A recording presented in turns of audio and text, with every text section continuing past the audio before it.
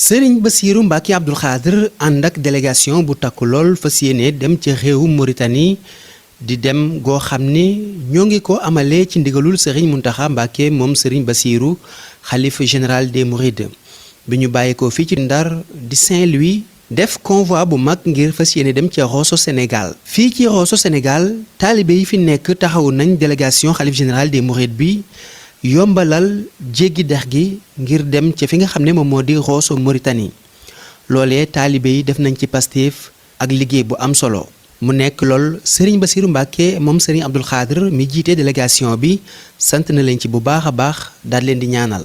sababuk demuk délégation bi ca réewu Mauritanie mooy teewe jotaayu waxtaan wu am solo woo xam ne ay boroomi xam-xam ñoo ko fas yéene seq muy forum bu ñuy amal ca Nouakchott di capitalu réewu Mauritanie. délégation bi Serigne Bassirou Mbacké Abdoul Khadr jiite war faa teewal Serigne bi ànd kook ay kilifa yu takku lool. seen première étape di alxamis dëppook le 24 juin 2021 mooy dëkk bi nga xam ne mooy Tigmatine di dëkk bu nekk daanaka juróom fukki kilomètre boo bàyyee ko Rosso Mauritanie jëm ca Nouakchott di dëkkub Mouride am kilifa gu mag gu ràññeeku woon ci yoon wi ñu ko daan wax Cheikh Sayer Fall moom moo fa nekkoon ak njabootam. nekkoon nit kilifa goo xam ne moo nekkaloon ci réew Mauritanie waa kër Serigne Touba yi daan ci taxawaay bu am solo jumaa ji nga xam ne moo nekk ci dëkk bi sax Serigne Mourtada Mbacké moom Xaadimu Rasuul moo ko inauguré ci année 80 yi bëri na sax moom Serigne Mourtada Mbacké lu mu fi daan ñëw amoon na fi néegu boppam ci dëkk bi. Cheikh Sayer Fall doonoon ab shérif bu mag kóllëreem ak yoonu murit nekk lu yàgg lool. ndax ku ne xam na digganteem ak Serigne Abdoul Khadr Mbacké ak yeneen xalifa yi Serigne Touba yi ñi nga xam ne ñoo daan bàyyeekoo fii ci réewum Sénégal daan dem ci réew Mauritanie ngir sàkku ji fa xam-xam wala ci visite ak lu ñu demee Serigne Mourtada Mbacké moom Xaadimu Rasuul Cheikh Sayer Fall moom la leen daan booleel buñ àggee moo leen daan dalal taxawu leen ci lépp loo xam ne moo jëm ci seenug nekkin ci dëkk ba. ci fàttali sax Cheikh Mouhamadoul Mountakha Mbacké moom Serigne Bassirou di xalif général des Mourides ci atum 2010 ñëwoon na ci réew Mauritanie bi mu fi ñëw nag jaaroon na ci dëkk bi di Tigmatine seet si Serigne Sayer Fall yeesalaat digganteem ak yoonu murit Serigne Mbacké Soxna Lo it yoonam wi nga xam ne ñëwoon na ko ci Mauritanie jaaroon na ci dëkk bi. Cheikh Sayer Fall relation boobu da ko wéyaloon ci El Hadji Bara Mbacké Fallilou Cheikh Sidul Makhtar ba ci Serigne Mountakha Mbacké Bassirou mi nga xam ne mooy xalif général des Mourides ñu koy ñaanalaat mu yàgg fi lool te ànd ak wér moom Cheikh Sayer Fall. bu yàggul la fi bàyyi ko wujj suñu borom Serigne Mountakha Mbacké moom Serigne Bassirou xalifa général des Mourides yabaloon na fa délégation bu takku ngir ñu dem jaale ji teewal ko fa am sax ay lettres yu am solo yoo xam ne Serigne bi bindoon na ko ñu yóbbaale ko. ginnaaw loole moom Cheikh Sayer Fall ak njabootam ñëw nañu ci Cheikh Mouhamadoul Mountakha Mbacké Bachir daal di jaayante ak moom yeesluwaat ndax taawam. moom Serigne Sayer Fall mu ngi ko tuddee Cheikh Ahmadou Bamba ci dëkk ba it di Tigmatine noonee la bëree ay turandoo waa kër Serigne Touba yi moo xam Cheikh Mamadou Fadal la Cheikh Mamadou Amine Cheikh Mamadou Mourtada visite bi nga xam ne nag Serigne Bassirou Mbacké moom Serigne Abdoul Khadr moom lay amal fii ci Mauritanie Serigne Mountakha Mbacké Bachir joxaale ko woon ndigal mu jaaraat ci dëkk bi yeesalaat diggante gi feddaliwaat kóllëre gi nga xam ne doxoon na ci diggante Cheikh Sayer Fall ak yoonu murit bi mu agsee njaboot gi dalal nañ délégation bi. am ay kàddu yu am solo yoo xam ne yëkkati nañ ko fa ci ab jotaay boo xam ne amal nañ ko fa. bismillahi rrahmani rrahim. min almuminina rijalun sadaqu ma ahadu allaha alayhi faminhum man qada nahbahu wa minhum man yantadir وما بدلوا تبديلا صدق الله العلي العظيم. مرحبا بكم في موريتانيا، مرحبا بكم في مدينة تجماطين، مدينة التاريخ، مدينة الأرشيف، المدينة الكبيرة ترحب بكم بنسائها، بشبابها، بأطفالها، بكل لغاتها، بكل ألوانها وأجناسها. لا يمكنها إلا أن تقول كلمة واحدة هي مرحبا ومرحبا ومرحبا بممثل الخلافة العامة للطريقة المريدية بالسنغال برئاسة جناب الشيخ محمد البشير الشيخ عبد القادر خادم رسول الله صلى الله عليه وسلم. أدعو الآن باسمكم جميعا كلمة العلامة ورئيس منتدى الشرفاء الشيخ محمد علي الشنقيطي فليتفضل. أما بعد فإن الله سبحانه وتعالى جعل لهذا الإنسان مسيرة يمر بها، لا بد وأن يمر بها، ولكن العبرة ليست بالمرور، لكن العبرة بالأثر الذي يتركه المار بعد مروره. سنكتب ما قدموا وآثارهم، وكل شيء أحصيناه في إمام مبين. كل منا لم يكن شيئا مذكورا، وأصبح شيئا مذكورا عندما أصبح نطفة من ماء مهين، ثم علقة، ثم مضغة في رحم أمه، ثم أخرجه الله لهذه الدنيا فعاش فيها ما عاش، ثم خرج إلى الآخرة إلى البرزخ، ومنه إلى داره التي ينتهي إليها. من المؤمنين رجال صدقوا ما عاهدوا الله عليه، فمنهم من قضى نحبه ومنهم من ينتظر وما بدلوا تبديلا. ومن بركة الله سبحانه وتعالى على هذه الأمة أن جعل فيها آل بيت النبي صلى الله عليه وسلم، وقد قرنهم الله عز وجل بالقرآن، وقرنهم النبي صلى الله عليه وسلم بالقرآن. قل لا أسألكم عليه أجرا، أي على القرآن، إلا المودة في القربى. وقال النبي صلى الله عليه وسلم تركت فيكم ما إن تمسكتم به لن تضلوا، كتاب الله وعترتي، وفي رواية وسنتي. وأيضا الحديث الآخر تركت فيكم ثقلان، كتاب الله وعترتي لن يفترقا حتى يرد علي الحوض. ومن حق آل البيت على الأمة أن تقدرهم أحياء وأمواتا، وأن تدعو لهم. وهذه الصلاة التي نصليها على النبي صلى الله عليه وسلم أفضلها ما ذكر فيه الآل. اللهم صل على محمد وعلى آل محمد كما صليت على إبراهيم وعلى آل إبراهيم. الشيخ رحمه الله وإن كان قد خرج من الدنيا لكنه لم ينقطع، لم يمت. ولا تحسبن الذين قتلوا في سبيل الله أموات بل أحياء عند ربهم يرزقون. ما مات من ترك هؤلاء الأفذاذ خلفه. إذا مات ابن آدم انقطع من الدنيا إلا من ثلاث: علم ينتفع به، وصدقة جارية، وولد صالح يدعو له. وكل هذه قد تركها الشريف صيار رحمه الله. فنسأل الله أن يغفر له ويرحمه، وأن يغفر لجميع موتى المسلمين، وأن يبارك على آل النبي صلى الله عليه وسلم في هذه الأمة، وأن يوفق الجميع. كما نشكر هذا الوفد الكريم الذي قدم إلينا من جمهورية السنغال، ونسأل الله أن يوفقهم، ولهم جهود مباركة ولا غرو. فالشيخ أحمد بومبا رحمه الله له بصمة في تاريخ الأمة، وله أثر يشهده من عرفه، ولا زالت الدنيا تتحدث باسمه. ومن ذكر الله في الأرض ذكره الله في الملأ الأعلى، وجعل له لسان صدق في الآخرين. أسأل الله التوفيق للجميع، والسلام عليكم ورحمة الله وبركاته. ناسك عارف أو صعلوك. وقد دالت دولة الصعلكة لصالح دولة الباطن والذوق والعرفان والوجد والروح، فسماها الخديم أرض الصالحين. وعلى ضفاف هذه المنطقة كان التواصل والتعاطي المعرفي والتجاري والروحي منذ البواكير الأولى للأسلمة الطوعية التي تولدت بمبانيها ومضامينها وسوسيولوجيتها الروحية على أنقاض الإرواحية الإفريقية، لأن الإرواحية الإفريقية ما قضى عليها إلا الروح. وفرق بين فقدان الذات في السكينة المطلقة وفقدان الذات في التأمل الوجداني للجلال الإلهي التصوف.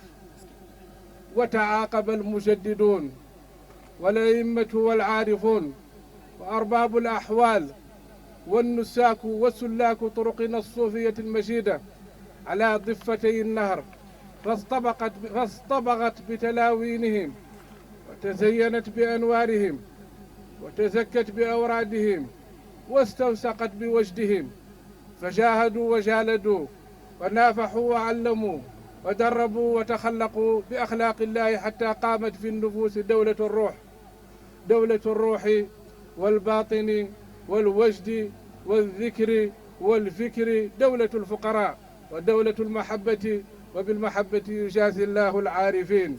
فاستحال مع هذه الدولة دولة الأشباح في النفوس، طمس الهوية أو تبدل المعتقد أو الانسلاخ من الفضاء العربي الإسلامي.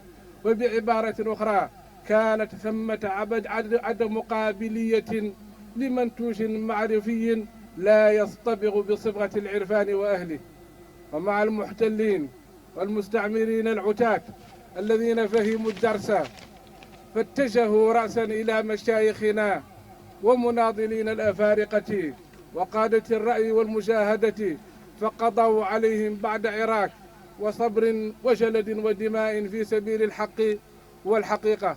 أذن للذين يقاتلون بأنهم ظلموا، وبالقضاء على هؤلاء دالت دولة الروح والباطن والحقيقة المحمدية برهة لصالح دولة العادات والتقاليد والأعراف. وفي هذا المأزق ظهر مولانا العارف بالله وشيخ مشايخنا خديم رسول الله صلى الله عليه وسلم، فريدا من بين السائرين ومجددا ومسددا بمخدومه ومحبوبه عليه الصلاة والسلام وخليفة له.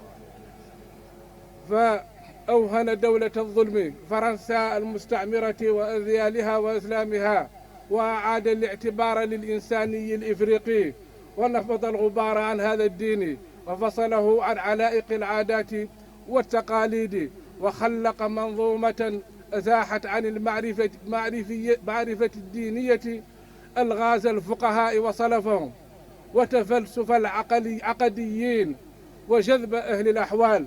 فكان التجديد الخدمة والخديم والمخدوم. هذا باختصار هو الشيخ الخديم كما عرفته، وقد قال فيه الشناقطة بالعربية وبلسان عربي مبين وبالحسانية شعرا وهمس وجدان بيراعي المبدعين ما قالوه في شيخ قبله ولا بعده كما ولا كيفا.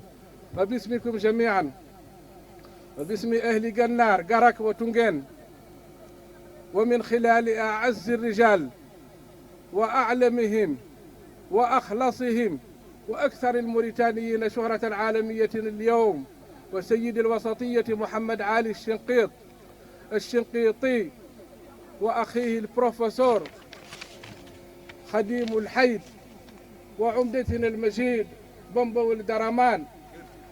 أحيي وفد المريدية، وباسم كبير هذه القرية عبد الله والعمي أحيي الناطق الرسمي باسم الخليفة العام لطريقة المريدية شيخنا الشيخ محمد البشير ابن الشيخ عبد القادر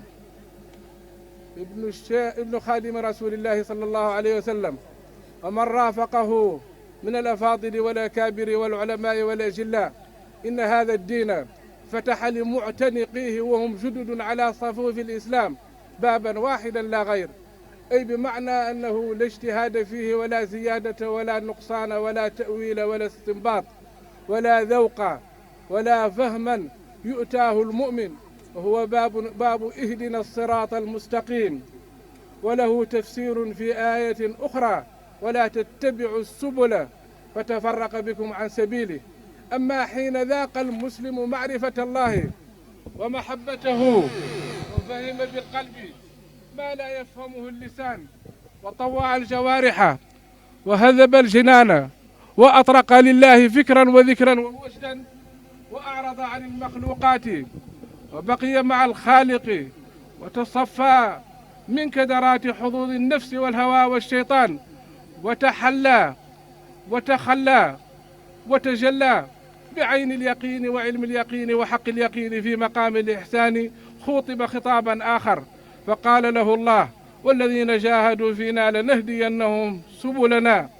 فيرد العارف إلى أبواب الله وأبواب المحبة من أي باب شاء، فالأبواب إلى الله في هذا المقام بعدد أنفاس الخلائق، وذلك كمن خوطب بقوله تعالى: فاتقوا الله ما استطعتم. وخوطب آخر بخطاب آخر: اتقوا الله حق تقاته. إن أوار التناطح والتشاتم والتكفير والتغريد والتفجير بين الأيديولوجيات في الأمة ومناهجها المذهبية الطائفية سنة وشيعة واستبدادية وثورية لا يطفئ غلواءها ولا يكبح جماحها إلا هذا التصوف، فهو أجل قدرا وأقوم قيلا وأهدى سبيلا. فالتزكية الروحية هي روح العفو والتسامح. أما الفقه فإنه قد يحيلك للعدل، ومن العدل الانتقام، لكن الانتقام ليس كل الخلق، ففوقه خلق زكي.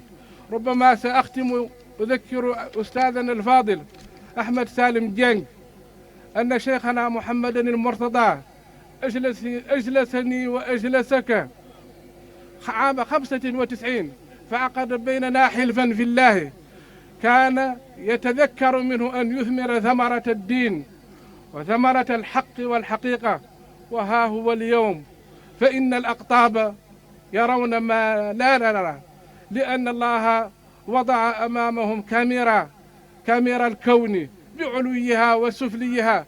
وسأختم وأقول ما لا أنسى من مختصرات والد الشيخ صيار من ضمن مواقفه المنبئة عن فنائه في شيخه الخديم.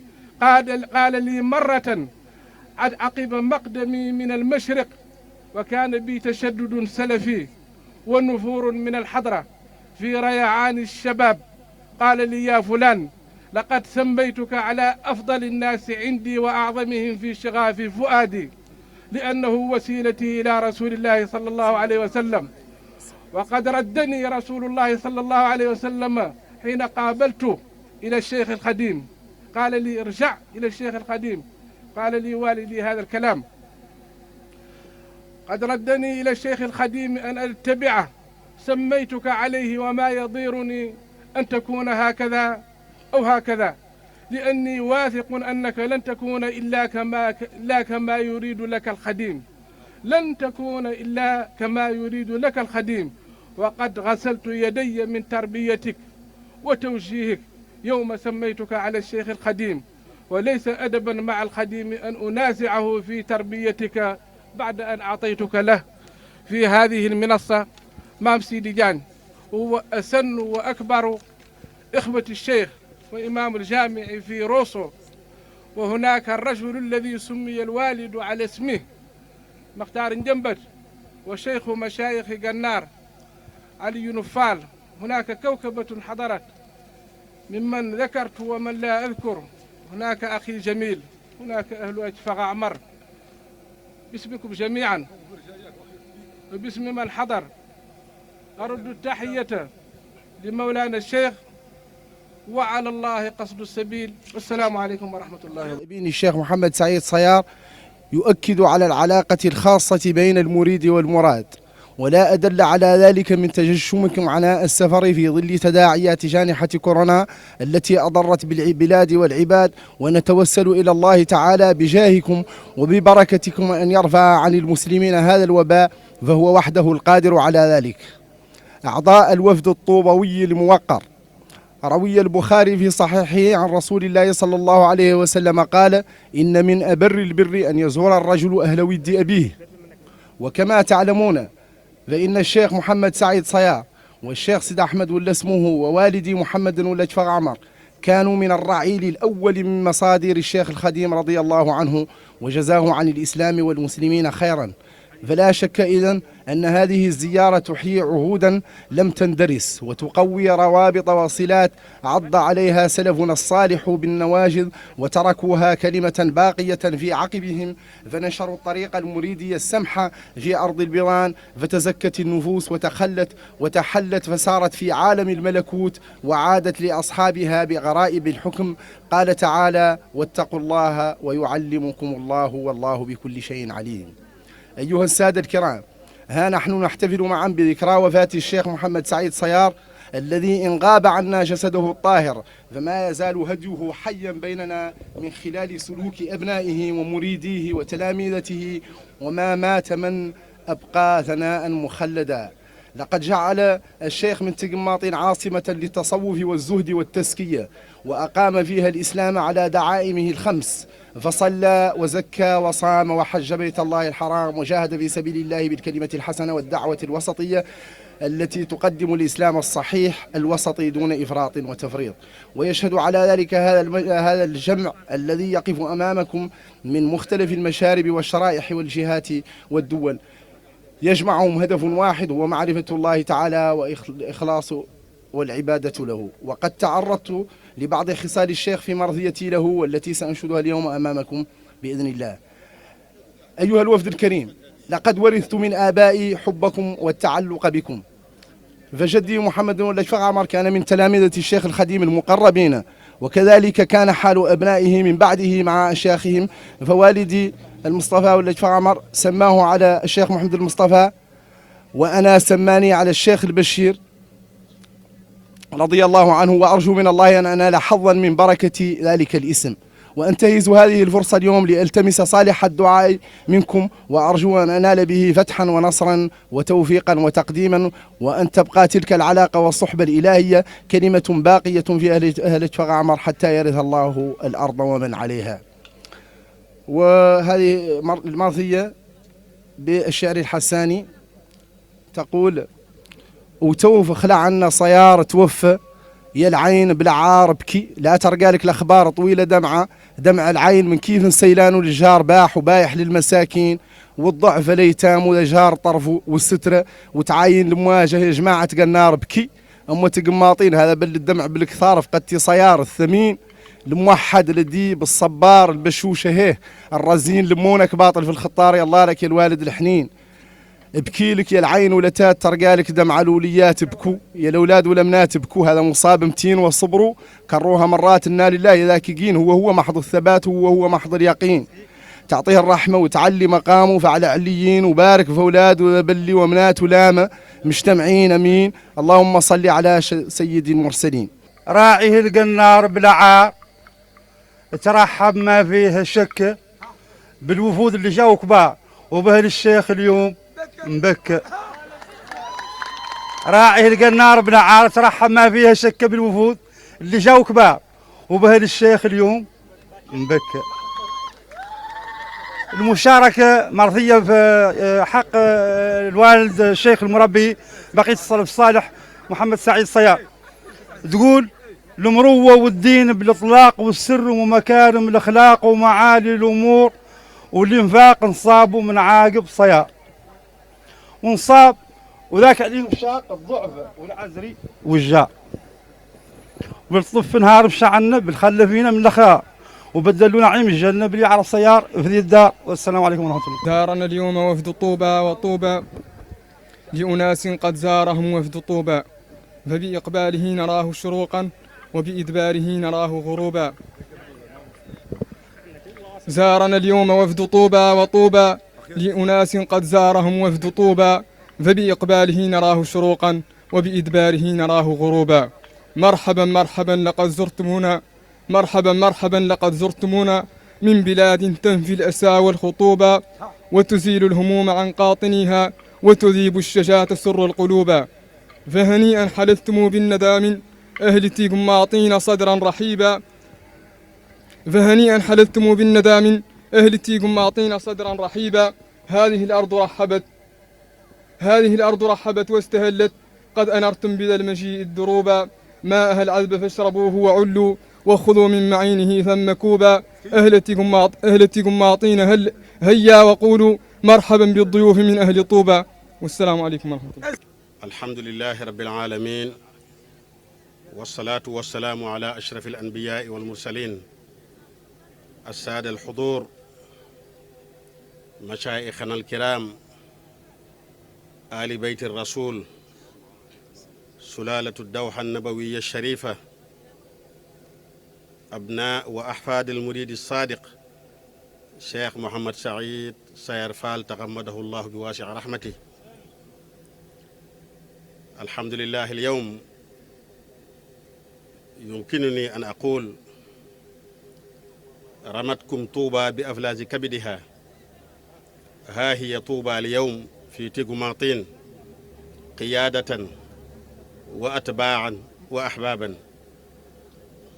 فهذا الوفد الكريم الميمون بقيادة القائد شيخنا محمد البشير الناطق باسم الخليفة العام وحفيد الشيخ الخديم وعضوية شيخنا كبير الوفد الشيخ محمد محمودا ابن الشيخ عبد الأحد ابن الشيخ الخديم، وسادة السيد الإمام العلامة الذي إن شاء الله سوف أفسح له المجال آنفا ليلقي كلمة رسمية باسم الشيخ سيد سرين مبكي عبد الرحمن، والشيخ مبكي حفيد الشيخ محمد الأمين ابن الشيخ أحمد بامبا، أستاذ أحمد سالم جنگ، شيخ باتي جوب ابن عمكم حفيد العلامة الشيخ إبراهيم جوب المشعري، سرين مبكي جوب، ونحن جميعا بقية الوفد وأنا رئيسهم. على كل حال نسلم على الكل كل باسمه ووسمه. شيخ البشير يبلغكم هذه التحايا نيابة عن شيخنا الشيخ محمد المنتقى ابن الشيخ محمود البشير، والذي أوفده هو رسميا ليمثله في هذا الحفل الكريم في هذا اليوم المبارك، هذا اليوم الذي لا ينسى، نذكر فيه من لا ننساه وهو شيخنا ووالدنا الشيخ محمود سعيد، والذي له فضل علينا كبير، وأنا أول من أقول ذلك لأنني ترعرعت وتعلمت منه. الشيخ كذلك يسلم على الحضور السادة السيد النائب عفوا سيد العمدة سمي الشيخ أحمد بامبا والدرمان، السيد المدير العلامة محمد علي الشنقيطي، الشيخ يحيى والشيخ إسحاق وبقية الحضور، كل منهم يبلغكم تحايا الشيخ المنتقى، ويقول أن هذه الجلسة المباركة ما هي إلا امتداد مما كان عليه سلفنا الصالح، وفي مقدمتهم شيخ الخديم، فكان له صلة قوية بأهل موريتانيا خاصة أهل قنار، ونحن أهل قنار في اصطلاحاتنا أحفاد شريف بن بزول، أهل تيغماطين، أهل قرق، أهل تونغين، والقائمة تطل وهم معروفون. الشيخ الخديم كان يحبهم جدا ويقدمهم على خيرهم. نحن روينا دائما عن أكابرنا بروايات متواترة أن الشيخ الخديم كان يقول: لو كان جميع الأتباع مثل أهل قنار لأرحت من كثير من المشاغل أو من التعب، لأنني وجدتهم على ما فيه خير الدنيا والآخرة، وجدتهم مؤمنين مسلمين محسنين يتعلمون القرآن وينسخونه ويعيشون بعرق جبينهم، هكذا رويته من أكابرنا، ولله الحمد. هذه ساحة من ساحات أهل قنار. وكان يقول أيضا: هل تعرفون ما معنى قرق؟ قرق إحدى خلعات أهل قنار. فيقولون: لا يا شيخ. يقول: كاف كفارة لهم من الذنوب، والراء رحمة لهم، والكاف الأخير كفاية لهم فيما أظن من الذنوب فيما مضى والمستقبل. فالشيخ القديم كان يحبهم جدا، يحب هذا البيت الكريم، هذا البيت الشريف، هذا البيت النبوي، ويقدمهم على غيرهم. ووالدنا الشيخ محمد سعيد كان خير سلف لخير خلف، فلقد أبلى بلاء حسنا مع آبائنا ومع مشايخنا، أمثال الشيخ محمد الفاضل، الشيخ عبد القادر، إلى الشيخ محمد المرتضى، إلى بقية أحفاد الشيخ. فكان له يمثلهم خير تمثيل، يمثلهم هنا ويمثلهم أيضا في كل مكان. فجزاه الله عنا وعن طوبى وعن المسلمين كل خير. على كل حال نجدد لكم تشكراتنا، ونفرح جدا بهذا الاستقبال الحار وبهذه الحفاوة وبهذا الإكرام البالغ ولا غروة. فهذا تعودناه من آبائكم وتعودناه من خلفتموه أنت السيد أحمد بامبا وهو شيخ سعيد. تعودت، قال الشاعر: تعودت إكرامي فأكرمت والدي وفرعي، فعش قرنا لتكرم حفادي، هكذا أقوله في حق أحمد بامبا.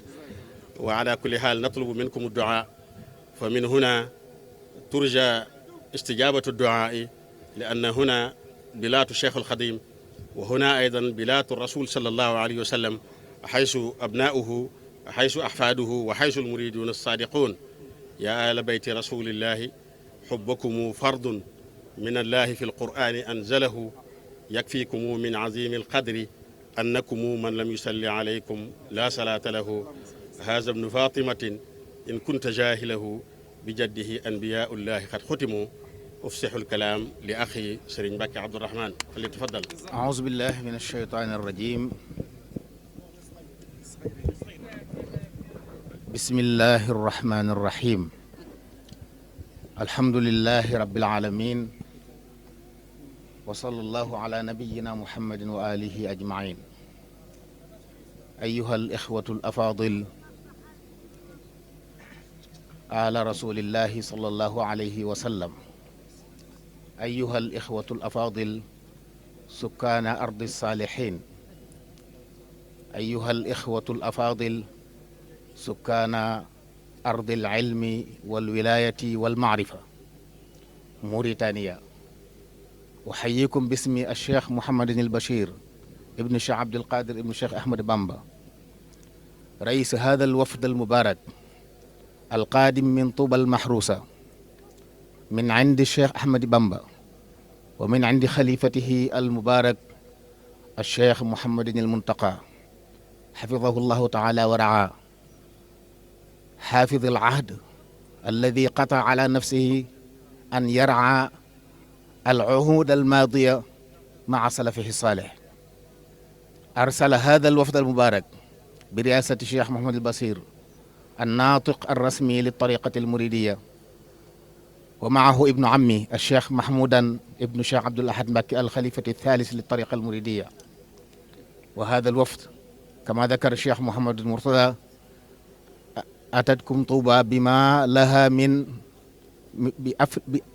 فلذة أكبادها، هذه النجوم النيرة من أحفاد وأتباع وأحباب الشيخ أحمد الخديم. أتينا إلى هنا أولا لتجديد واجب العزاء على رحيل الشيخ العلامة الولي محمد سعيد سيرفال رحمه الله تعالى. هذا الرجل الكريم الذي عرفته المريدية عضوا أساسيا له في هذه المنطقة، مكث هنا مجددا للطريقة وموسعا لها بكل ما لها من قوة معنوية ومادية في هذه المنطقة التي كان يزورها كل زعماء الطريقة المريدية، وفي مقدمتهم الشيخ محمد المرتضى رضي الله عنه الذي يعرفه كل ركن في هذا البيت كما تعرفون.